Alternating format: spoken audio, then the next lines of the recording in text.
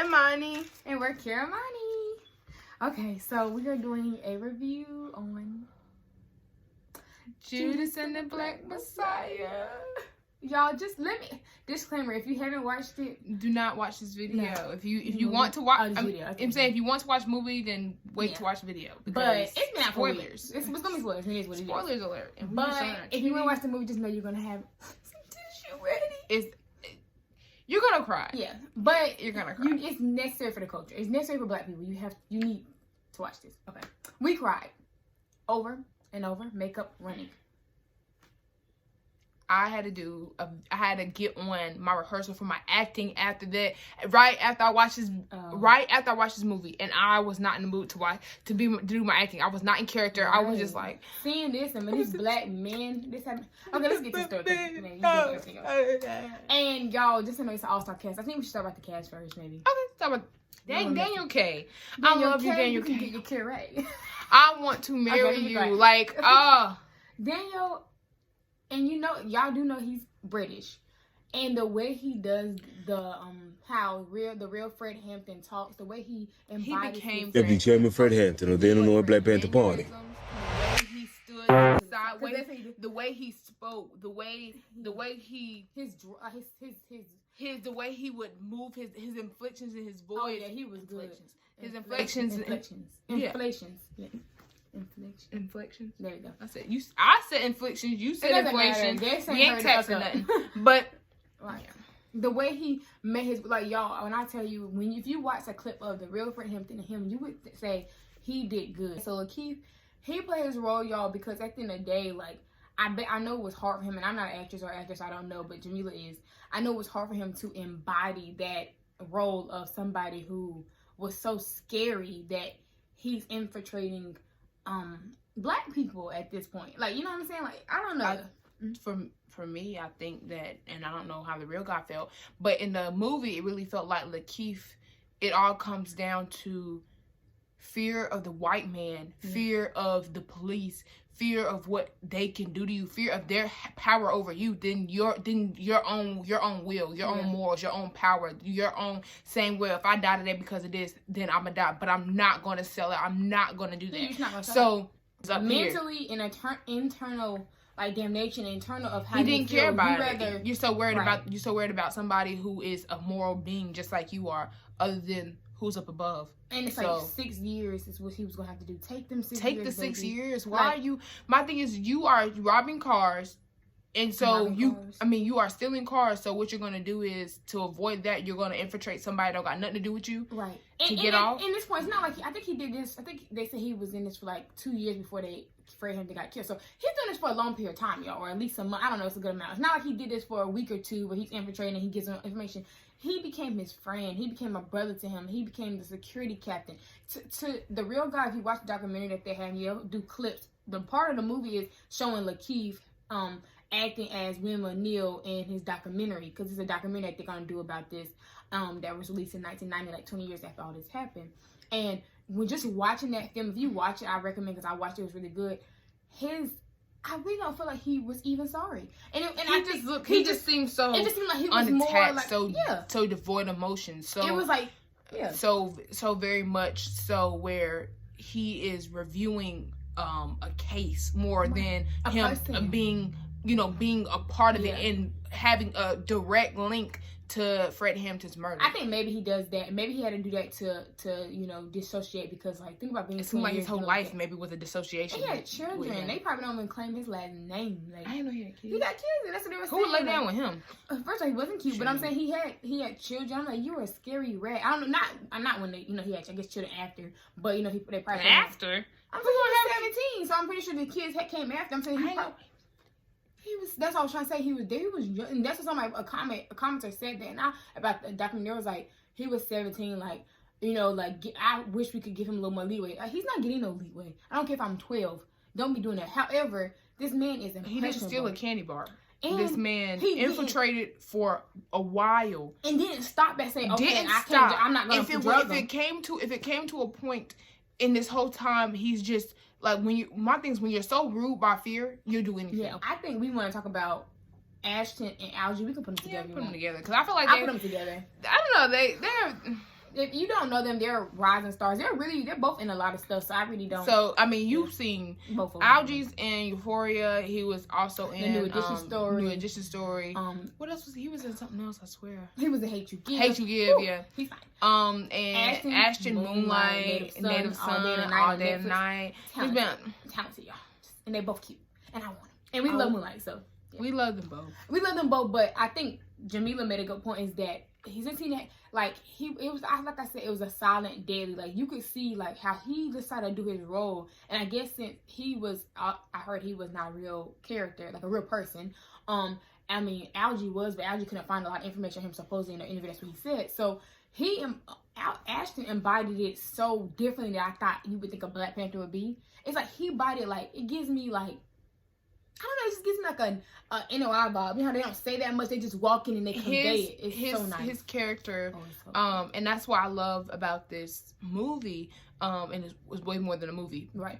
It's, you know, it was real. Yeah. But what I love is how they portrayed that every Black person is different. There we go. Every Black person, everybody's reason is different. So, Ashton, you know, he said when they were going in one of the scenes when they were talking to the white people or whatever, and he was like, I forgot, he said something about the flag, and the guy was like, he said, I don't know what he said. I didn't even hear what he said. He said I think about when I see that flag. I heard that part, but I'm talking about he first said something about the flag when he said that he said I don't like that flag, or he said something. I don't like that flag. And then I know he was like when I see that flag, I see my uncle hanging from a tree, and people smiling. Yeah, people we having a, you know, I think he said somebody had to cut him down or whatever, like that's and bury him, you know. It's everybody has their own reasons, and everybody had their own reasons for doing what they did. Everybody is not the same. Just, you know, you are for the cause. Everybody's for the cause, but I just feel like everybody within them have their own passion, have their own reason, have their own fire and their own drive. And I think Algee and Ashton really showed that, you know, they both characters had a lot of passion, a lot of drive. It was just in different ways. I feel ways, and I feel like also in different views and how they should do things. Because I feel like Algee, or maybe just how he played his character, he was more like reserved. Like he wasn't gonna be like, I feel like Ashton was ready to do something. Ashton did not want to go nowhere without no guns. He wanted to have his guns. He didn't trust really anybody. Yeah. He was more on the, like, even when they met with the Crowns, even when they met with the white, he was trying to be defended at all times. And I think the thing is, it hurts. It just makes me feel like, it's gonna make you feel like, dang, I'm 22, she's 20. It makes you feel like these people are, and I think Jake, who Algee plays, was 19. He died at 17. I don't want to say it wrong. At that age, in a movement like that, you think about that, like Fred Hampton started when he was 17. It makes you feel like, and when you see Ashton on there portraying these characters, it's like, dang, these people are young. These are not older people doing this. So I'm just saying, like, it puts a fire under you. And I think when I saw Ashton and Algee, I'm like, dang, like they took their character and they reincarnate, like they're back in the Black Panther Party. Think they're in. And I may do another video, like, on an actor standpoint, like this is just a video for the audience, but like on an actor standpoint, like dissecting, like I like dissecting the cinematography, dissecting like the character analysis and like this and how the actors' choices, like some of these things, it's really good. Now we can move on to both Dominiques. Both Dominiques. Okay. Oh, they were so good. So the first Dominique, I love them. Yeah, they're really good. The first Dominique Fishback is gonna be his pregnant girlfriend. I don't think they got married. I think they're just pregnant girlfriend. Maybe it's fiance. I don't know, maybe. But her name is Dara Johnson. But that's who she plays, Fred Hampton's pregnant girlfriend. And the other Dominique is another Black Panther, and I feel like she had more guts than a lot of them. Like, y'all, I feel like they both embody their roles in different ways. I feel like you see like a soft side to Dominique Fishback when she plays her part, but then you see that hard side when the end scene and when she hears her husband get shot. You're right. And with the whole situation, I think she's a poet. Yeah. So poets, they express a lot of their things through words. They express a lot of their things through emotions, and they're, you know, she was different. I think, you know, going into it when she first you know, was going to him, you know, watching him speak and things like that. And then I felt like she was so captivated by the movement and by how Fred Hampton, what their goals were and what they stood for. I feel like she fell in love with the movement herself. But I think also, you know, it was a struggle for her to see, you know, people getting killed and people close to Fred Hampton, and you know, him saying himself that more likely he's gonna die is how it's gonna end. He said, I'm gonna die for the people because I love the people. And I'm high off the people. Because I'm high off the people. Kill a few pigs, get a little satisfaction. Kill a little more, get a little more satisfaction. Kill all more pigs, get complete satisfaction. But no. But it was just really sad, like, and I love like the character analysis of her, that it showed that she was, I think, and I don't want to say this the wrong way, but for me, it just seems like it showed that she knew she had a lot to lose, because she knew that either way, either he was gonna go to jail or he was gonna die, and she had something to lose. She, you know, she was pregnant. You know, they had a child on the way, so she loved.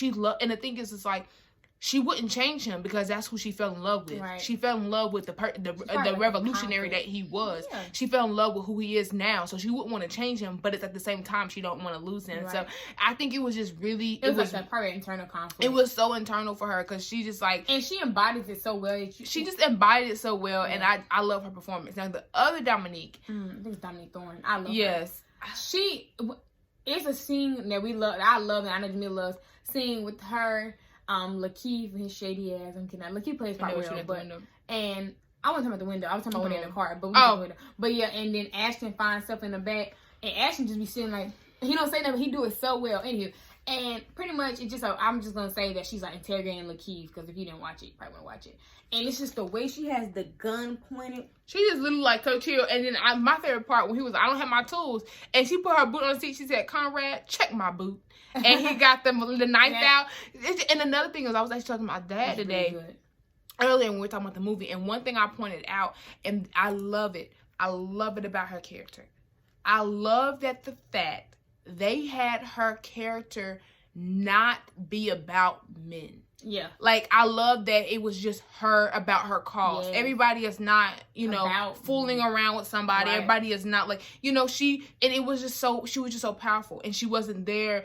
Not saying that was a bad thing if you get in a relationship with somebody, but it just showed that she was there for the cause, and she was there, and they respected her, and they're really brothers, and they're literally they're the brothers and sisters, and they really care about each other, and they're gonna, you know, protect each other. And I just love how strong she was, and how she really portrayed that she was down for it, and she was there, and she was gonna do whatever she had to do, and I loved it to death. And I think also it shows that, like, I think they had to do a lot of research, and you're gonna see is that women back in that's how they were. Like, when I was researching so much, it was like so many women. You're so strong. Yes, so many women were saying, like, were leaders of the Black Panther Party, and men listened to them, men were under them, and respected them, and was okay, we're gonna do this. Like, they were leaders. I feel like the way you saw Black women, Black men be together back in the day, something that I wish would have been down. Like, it was just, you know.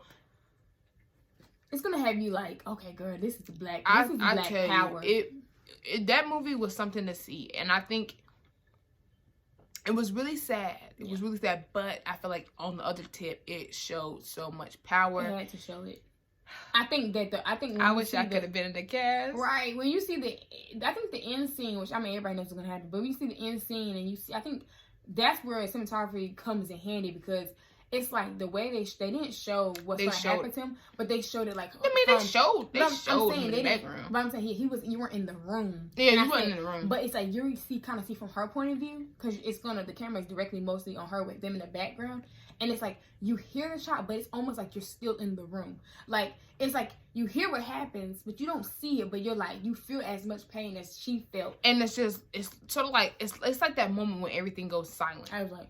And you can hear a pin drop, and we're wishing it's not gonna happen. We know it's gonna happen. It's like, I wonder what's going through her head. Like, is she literally waiting because she knows what's about to happen? She is like counting the seconds. Like, he's still alive. He's still alive.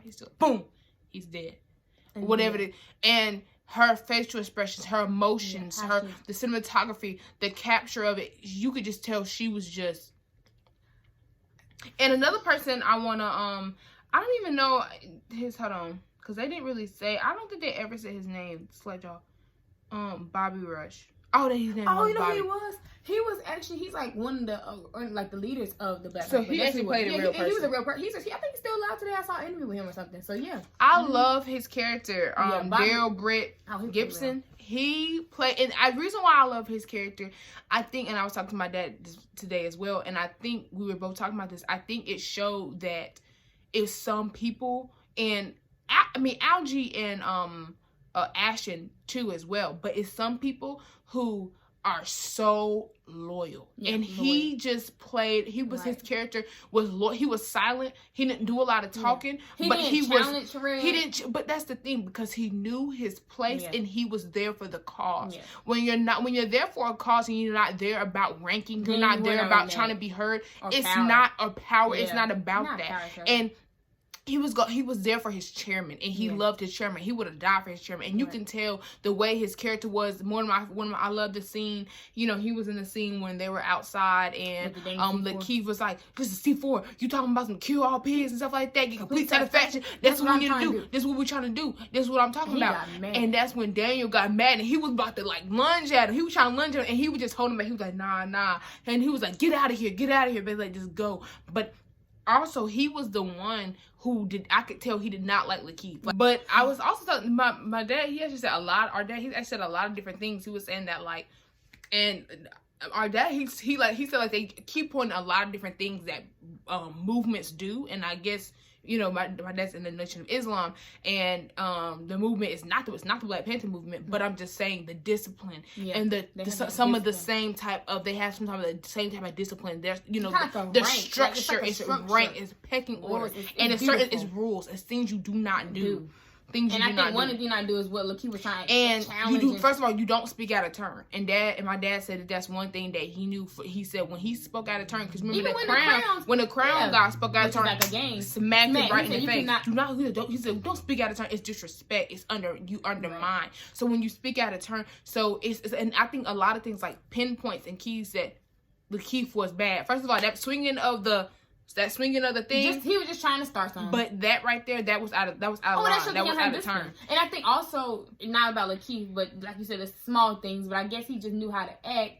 And, you know, like you said, trying to get a benefit of the doubt. But I think somebody else I want to talk about, who I just want to say some mean crap about real quick, is Edgar Hoover. He's going to be in this just a little bit, but he pretty much, if you don't know him, he's FBI director and facilitated Malcolm X death in MLK death.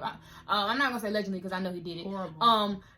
Fred Hampton death, and he literally says in there that he doesn't want the rise of a black Messiah, even though Jesus was black. He doesn't want the rise of a black Messiah. That's what he says, and that's why he don't want him in jail either. He wants to kill them. And he wants to target. I mean, he called them terrorists. So this man, who's probably in here right now getting tormented, was the lead. At the end of the day, I feel like the women there who Lakeith played was wrong. We all have choices, but you have choices. You all have choices. Yes, you have choices, but I can say this, that for Hoover to have that hate in him, I don't think what's the name women there did it for hate. I think because did it for fear, because he didn't want to go to jail, and I think he just felt like he was not connected to the Black Panther. Even when he was talking in the documentary, he seemed like he was not connected. But in the documentary, it seems like he was not connected to life. Yeah, it did. I don't think he was connected to life because to me, not being connected to a party is not going to make me turn, or it's not going to make me infiltrate into. That makes me. I may not go to it, but that mean I'm going to infiltrate and lie. But kill. Me myself and I mindset. When you literally have that, and you literally do whatever you can to benefit you and nobody else, and you will literally put somebody else under the bus, literally, and let them die. That right there, that's psychosis. You got something wrong with you. I mean, even at the end, when you see.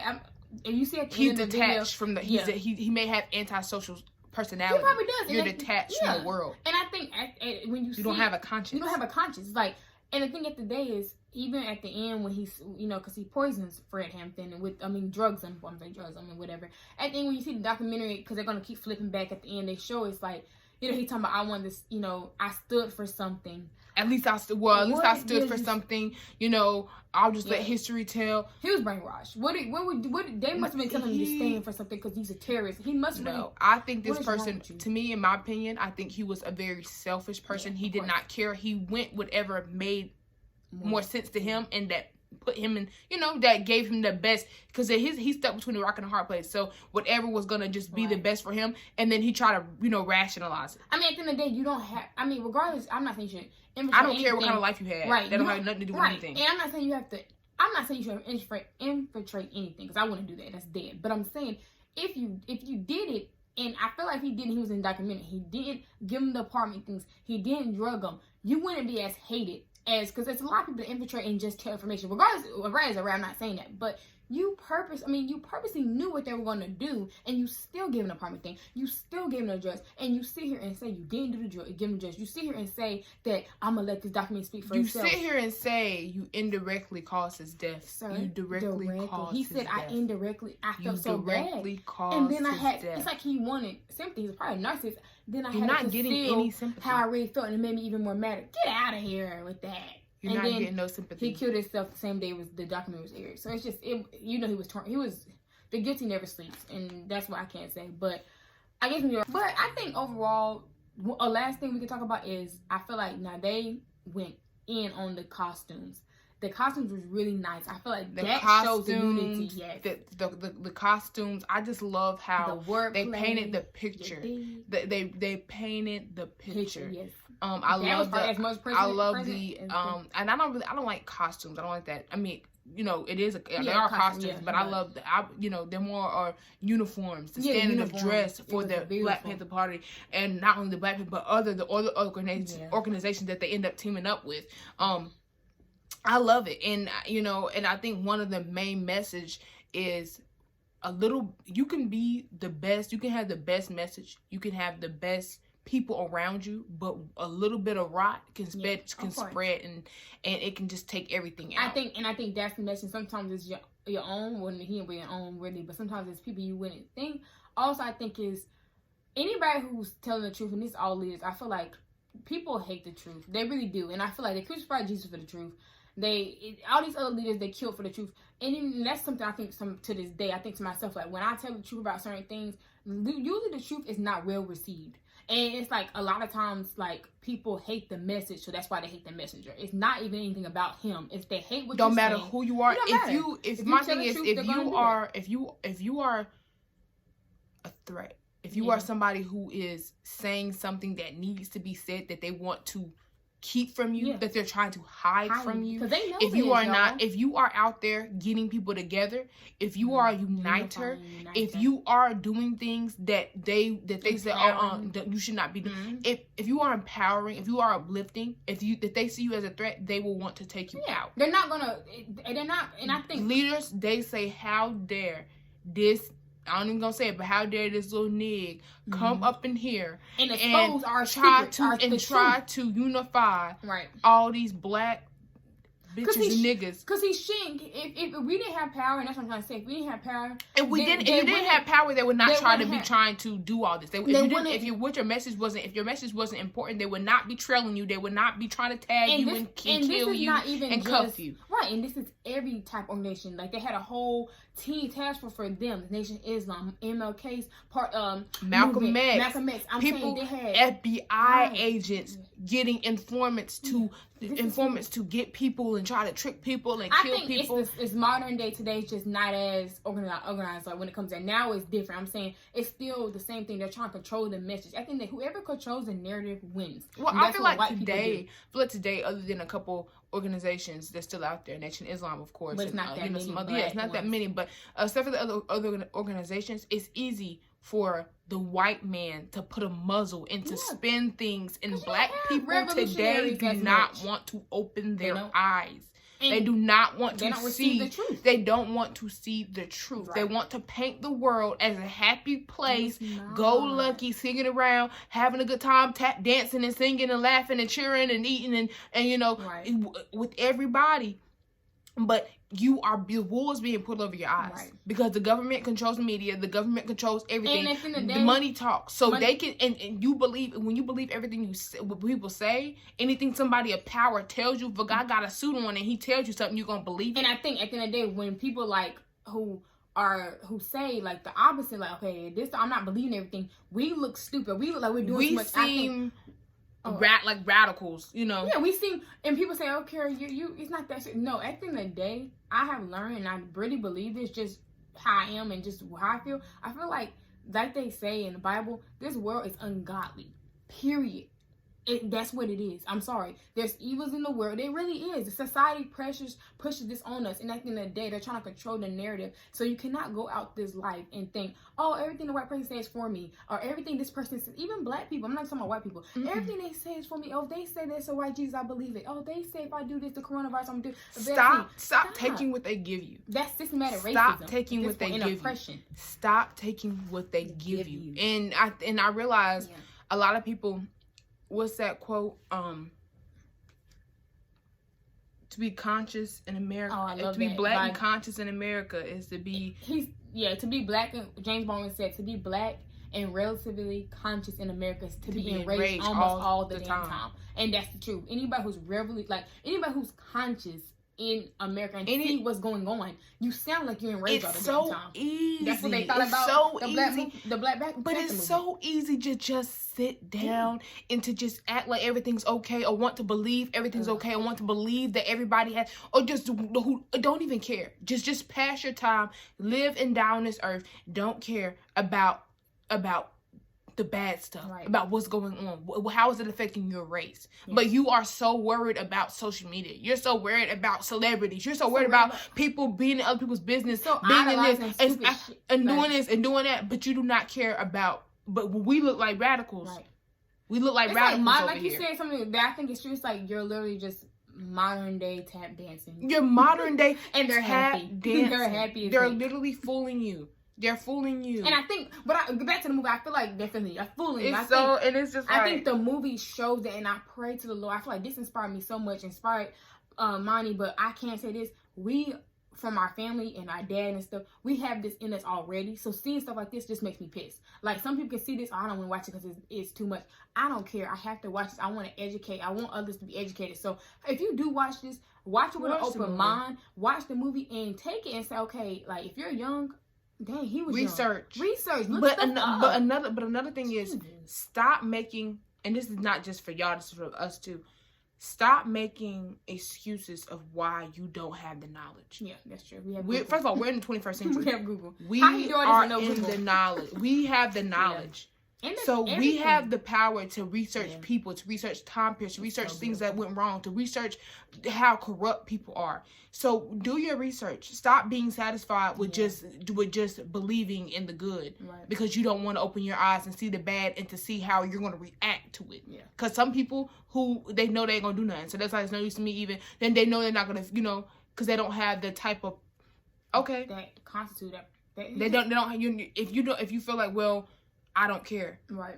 Then a lot of people feel like they don't care. They're not connected. If it doesn't affect them. Stupid. And to me, that's dumb. Anything that affects your brother should affect you. Anything that affects your sister. Anything, when I see black people being hurt, that affects my sister, it affects me. But I'm saying just in general. When I see black people hurting, I'm like, oh, crap, another black person going. Like, it's not about me. It's not about just me, because that could have been me. That could have been my family. That's an extended part of me. I mean, at the end of the day, there are our black brothers, and not just black people. I'm talking about people in general. But this is a pro-black movie, and I'm talking about pro-black people right now. And we're pro-black, so that's what it's about.